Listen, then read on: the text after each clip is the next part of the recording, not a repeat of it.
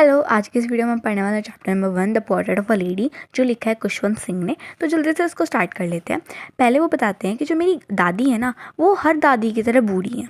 ठीक है, मतलब उनके फेस पे रिंकल्ड हैं। जब से मैं उन्हें जानता हूँ ना, मतलब मैं उन्हें 20 सालों से जानता हूँ और 20 सालों से मुझे वो बूढ़ी नज़र आ रही हैं और उनके फेस पे झुर्रियाँ नज़र आ रही हैं। ठीक है, लोग कहते हैं कि जो मेरी दादी थी ना, जब वो जवान थी तो वो बहुत सुंदर थी। ठीक है, और उनके हस्बैंड भी थे। ठीक है, बट मतलब मुझे इस बात पे बिलीव नहीं होता कि उनके मतलब वो सुंदर भी दिखती होंगी या फिर उनके हस्बैंड भी थे। अब मेरे दादा की जो पिक्चर है वो ड्राइंग रूम में फायर प्लेस के ऊपर लगी हुई है और उस पिक्चर में उन्होंने एक बड़ी सी पगड़ी और लूज कपड़े पहन रखे हैं। ठीक है, और उसमें उनकी लंबी और सफ़ेद रंग की दाढ़ी है जिसने उनके जो चेस्ट है ना उसको कवर कर रखा है। और वो उस पिक्चर में कम से कम 100 साल के लग रहे हैं और ऐसा तो बिल्कुल भी नहीं लग रहा कि भाई इस इंसान की वाइफ होगी या फिर बच्चे होंगे। उनको देख के ऐसा लग रहा था कि उनके बहुत सारे पोता पोती होंगे। ठीक है, क्योंकि वो ओल्ड लग रहे थे ना, इसलिए इस चीज़ पे बिलीव करना मुश्किल है कि जो मेरी दादी थी वो कभी जवान भी होती थी और सुंदर भी दिखती थी। जब मेरी दादी मुझे बताती थी कि वो जब बच्ची थी, जब वो गेम्स वगैरह खेलती थी, तो मुझे ऐसा लगता था जैसे कि वो पहले हमें कहानी नहीं सुनाती थी। जब हम बच्चे थे तो हमारी दादी हमें कहानी सुनाती थी। तो मुझे अभी भी ये लग रहा है कि इनलॉजिकल सी बात है, तो मेरी दादी हमें ये कहानी ही सुना रही होगी। जो उनकी दादी थी वो छोटी थी, मोटी थी और वो थोड़ी सी झुकी हुई थी। ठीक है, उनके पूरे फेस पे झुर्रियाँ ही झुर्रियाँ थी। ठीक है, और जब से उन्होंने अपनी दादी को देखा था ना, वो बूढ़ी थी। मतलब 20 साल से वो 20 साल पहले भी बूढ़ी थी और अब भी बूढ़ी है और अब तो इतनी बूढ़ी हो चुकी है कि इससे ज़्यादा बूढ़ी ही नहीं हो सकती। अब वो बताते कि जो उनकी दादी थी ना, वो प्रिटी तो नहीं थी, प्रिटी मतलब फिजिकली ब्यूटीफुल। ठीक है, बट वो ब्यूटीफुल थी, मतलब वो अंदर से साफ थी, उनका दिल साफ था। मतलब उनकी दादी बेशक शक्ल से इतनी सुंदर ना हो, बेशक शक्ल उनकी इतनी अच्छी ना हो, बट वो अंदर से बहुत साफ़ थी, उनका दिल बहुत साफ़ था। वो लंगड़ाते हुए चलती थी और वो पूरी सफ़ेद रंग की साड़ी पहनती थी। उनका एक हाथ उनकी कमर पे रहता था कि भाई वो लंगड़ा के चलती थी ना थोड़ा सा, इसलिए बैलेंस करने के लिए। ठीक है, और उनकी एक हाथ में माला होती थी, जपने वाली माला, जिसको मतलब जपती रहती थी। ठीक है, गिनती रहती थी। उनके जो सिल्वर कलर के बाल थे, मतलब सफ़ेद बोलो, ठीक है, जो उनके सफ़ेद रंग के बाल थे वो बिखरे रहते थे। उनका फेस पेल था, मतलब थोड़ा सा येलो था। ठीक है, और उनका फेस मतलब उनके फेस पे बहुत सारी झुर्रियाँ थी और उनके जो लिप्स है ना वो मूव करते रहते थे। मतलब वो प्रेयर गाती रहती थी ना, बट वो सुनती नहीं थी प्रेयर। मतलब वैसे मन मन में थोड़ा सा नहीं होता कि तुम्हें सुन नहीं रही, बट वो प्रेयर गा रही, तुम्हें दिख रहा है कि लिप्स मूव कर रहे हैं। अब वो बताते कि जो उनकी दादी थी ना, वो संतुष्ट थी अपनी लाइफ से, मतलब वो खुश थी अपनी लाइफ से। ठीक है, और वो ना बिल्कुल जैसे कि मान लो माउंटेन्स हैं और ठंड में जैसे बर्फ़ पड़ी हुई है उनके ऊपर, बर्फ़ वाले माउंटेन है, मतलब वहाँ पे ना बहुत पीस रहती है, वहाँ पे बहुत शांति रहती है। ऐसे ही उनकी दादी का बिहेवियर, मतलब वो बहुत शांत है। फिर वो बताते कि मेरी दादी और मैं एक अच्छे दोस्त थे। ठीक है, जब मेरे माँ बाप शहर जा रहे थे तो मेरे को मेरी दादी के पास छोड़ के चले गए थे और फिर मैं और मेरी दादी एक साथ रहते थे। मेरी दादी सुबह उठती थी, मुझे तैयार करती थी स्कूल के लिए और तब मुझे नहलाती थी और ड्रेस बनाती थी। तब मेरी दादी ना प्रेयर गाती रहती थी, मतलब वो भगवान का नाम जपती रहती थी कि भाई मुझे भी याद हो जाए मेरे दिल से। बट मैं उनको सुनता तो था क्योंकि मुझे उनकी आवाज़ पसंद थी, बट मैं उनको याद नहीं करता था, मुझे पसंद नहीं था याद करना और मुझे थोड़ा सा बोरिंग भी लगता था क्योंकि रोज़ दादी गाती रहती थी इनको। ठीक है, फिर वो बताते कि मेरी दादी फिर मेरा वुडन जो स्लेट है उसको ढूंढ के उसे साफ़ करके उसे प्लास्टर करके रखती थी। ठीक है, और अब मेरे येलो चॉक्स और टाइनी अर्थन इंक पॉट, मतलब जिसमें इंक होती है वो वाला, और रेड पेन, इन सबको बांध के रख लेती थी और मुझे दे देती थी। फिर हम ब्रेकफास्ट में एक रोटी खाते थे। वो रोटी मोटी होती थी, ठीक है, और वो कल की होती थी, मतलब थोड़ी सी बासी होती थी, फ्रेश नहीं होती थी, और उस पर बटर और चीनी लगा के देती थी। ठीक है, और फिर वो दोनों एक साथ स्कूल जाते थे और फिर वो कुछ रोटियां भी ले लेती थी, मतलब जो विलेज के जो डॉग्स है ना जो रास्ते में आएंगे उनको देने के लिए। अब जो स्कूल था ना वो टेम्पल से अटैच था, तो इसलिए दादी पोता एक साथ जाते थे और जो पुजारी था वो उनको पढ़ा देता था अल्फ़ाबेट और सुबह की प्रेयर। ठीक है, और जो बच्चे थे वो वरांडे में मतलब साइड में रो बना के बैठ जाते थे और इतने उनकी दादी अंदर जाके स्क्रिप्चर्स को पढ़ लेती थी। जब दोनों का काम ख़त्म हो जाता था तो फिर वो दोनों एक साथ जाते थे। फिर उन्हें रास्ते में डॉग्स मिलते थे, फिर वो जो डॉग्स थे वो घुराते रहते थे, लड़ते रहते थे। क्यों लड़ते थे? रोटियों के लिए। ठीक है, फिर वो उनको रोटियां दे देते थे। जब खुशवंत सिंह के जो माँ बाप थे वो शहर में सेटल हो चुके थे, ठीक है, तो फिर उन्होंने उनको और उनकी दादी को शहर बुला दिया था, ठीक है। अब वो ना टर्निंग पॉइंट था उनकी फ्रेंडशिप में, मतलब उनकी दोस्ती में वो एक टर्निंग पॉइंट था। कैसे कि देखो, वो एक सेम रूम में तो रहते थे, मतलब सिटी जाने के बाद वो सेम रूम में तो रहते थे, मतलब सोते थे सेम रूम में रहते थे, ठीक है। बट जो ग्रैंड मदर थी ना, अब वो उनको ना ही स्कूल छोड़ने जाती थी, ठीक है, क्योंकि वो इंग्लिश स्कूल में जाते थे, और अब मोटर बस लग चुकी थी, ठीक है। ना ही स्ट्रीट पर डॉग्स थे जिनको दादी जी जो थी वो फीड करवा सके, तो अब वो आंगन में स्पैरोज़ को फीड करवाती थी, मतलब खाना देती थी। अब कुछ साल बीतते गए।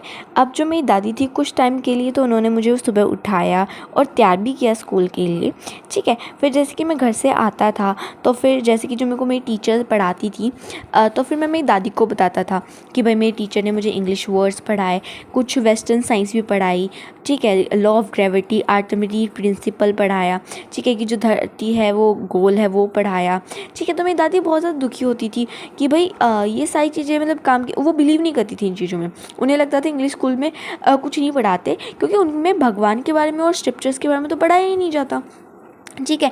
फिर जैसे कि एक दिन उन्होंने बता दिया अपनी दादी को कि उनका म्यूज़िक लेसन के बारे में, जो म्यूज़िक लेसन होता है ना उसके बारे में बता दिया कि म्यूज़िक का पीरियड लगा हुआ कुछ इस टाइप का, ठीक है। तो वो चीज़ दादी को बहुत ज़्यादा चुभकी, ठीक है, मतलब बहुत गंदी लगी उनको। क्यों लगी? क्योंकि उनके हिसाब से जो म्यूज़िक वगैरह होता है वो अच्छे ख़ानदान के लोग नहीं करते, अच्छे ख़ानदान के लोगों का काम नहीं होता, ठीक है। तो इससे वो बहुत ज़्यादा दुखी होगी कि भाई वो फिर बताती कि ऐसे ये बेगर्स का काम होता है। उन्होंने कुछ कहा तो नहीं, वो चुप थी, बट वो जो उनकी चुप्पी थी ना वो दिखाई थी कि भाई वो सैड है, ठीक है। फिर उन्होंने उस दिन के बाद तो कम ही बात की थी मेरे से। जैसे कि जो खुशवंत सिंह थे वो यूनिवर्सिटी में गए, तो उनका जो कोमल का फ्रेंडशिप था उनकी ग्रैंड मदर के साथ वो भी टूट चुका था। कोमल का मतलब रूम की, बेशक बात ना करते उतना, बट सेम रूम में तो रहते थे, मतलब थोड़ी बहुत तो बातें होती होंगी ना। तब उनको दूसरा रूम दे दिया था। अब दूसरा रूम दे दिया था तो कोमल भी टूट चुका था। अब जो उनकी ग्रैंड मदर थी वो एक्सेप्ट करती है हर चीज़ को, मतलब उन्होंने एक्सेप्ट कर लिया उस चीज़ को, ठीक है।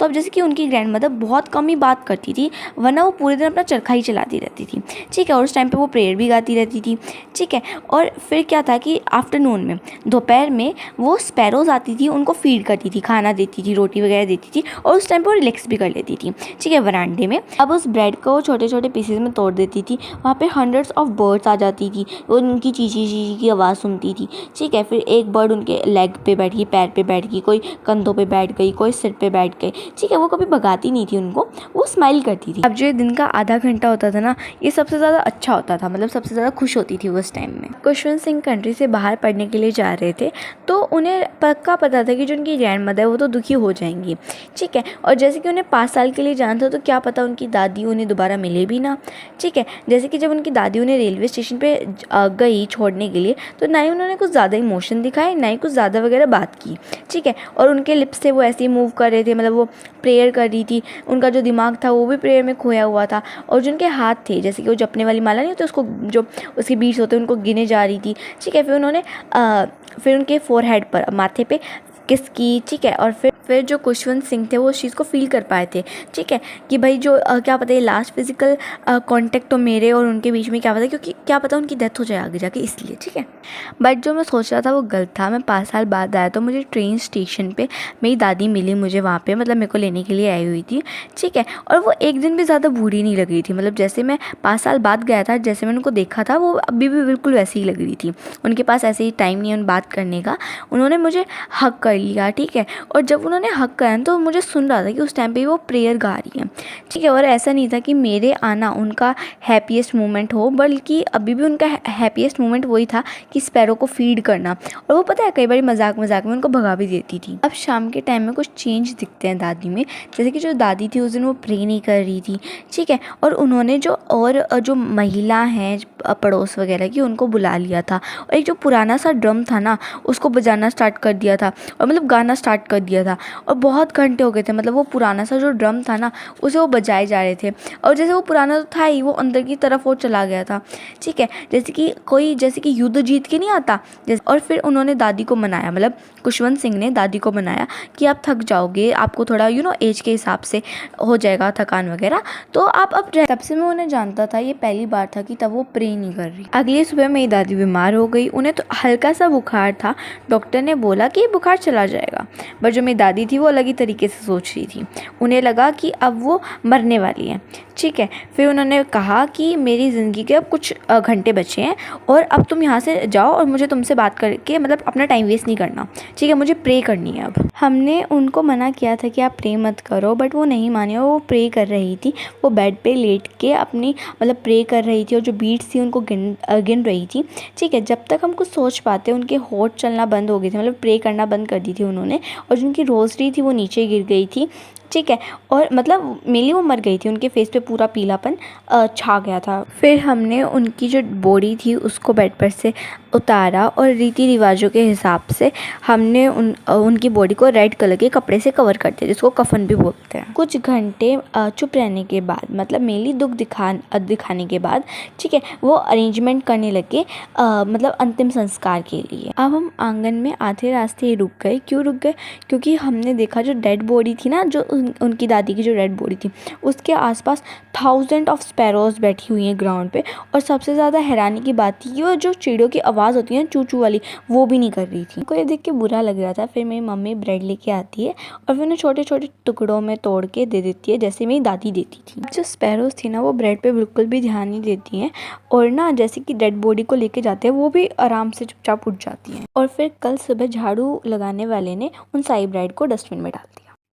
तो इसी के साथ ही चैप्टर खत्म होता है। Thank you so much for watching this video. मिलते हैं नेक्स्ट वीडियो में, तब तक के लिए bye bye, take care, bye.